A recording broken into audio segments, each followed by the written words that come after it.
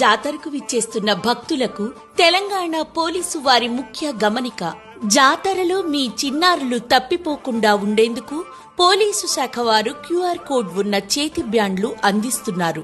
ఈ బ్యాండ్ పొందేందుకు బస్టాండ్ల సమీపంలో ఏర్పాటు చేసిన రిజిస్ట్రేషన్ సెంటర్లకు వెళ్ళండి.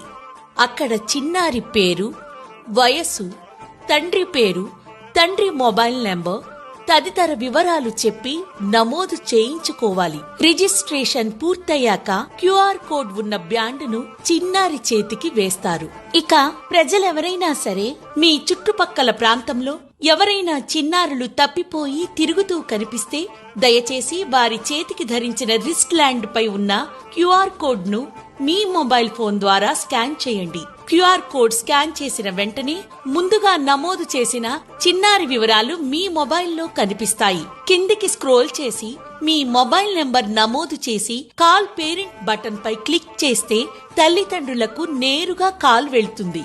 లేదా కాల్ కంట్రోల్ రూమ్ బటన్ పై క్లిక్ చేసి మీ ఫోన్ నంబర్ నమోదు చేయడం ద్వారా పోలీసు అధికారులకు చిన్నారి వివరాలు తెలియజేయవచ్చు. చిన్నారి తల్లిదండ్రులు లేదా బంధువులు మీ వద్దకు వచ్చిన తరువాత యునైట్ అప్డేషన్ బటన్ పై క్లిక్ చేయండి. అందులో మీ మొబైల్ నంబర్, తేదీ, సమయం మరియు చిన్నారిని ఎవరికి అప్పగిస్తున్నారు అనే వివరాలు నమోదు చేయాలి. ఆపై ఫోటో అప్లోడ్ పై క్లిక్ చేసి చిన్నారిని అప్పగిస్తున్న సమయంలో తీసిన ఫోటోను అప్లోడ్ చేయగలరు. చిన్నారుల భద్రతకు సహకరిస్తున్న భక్తులందరికీ తెలంగాణ పోలీసు వారి ధన్యవాదాలు.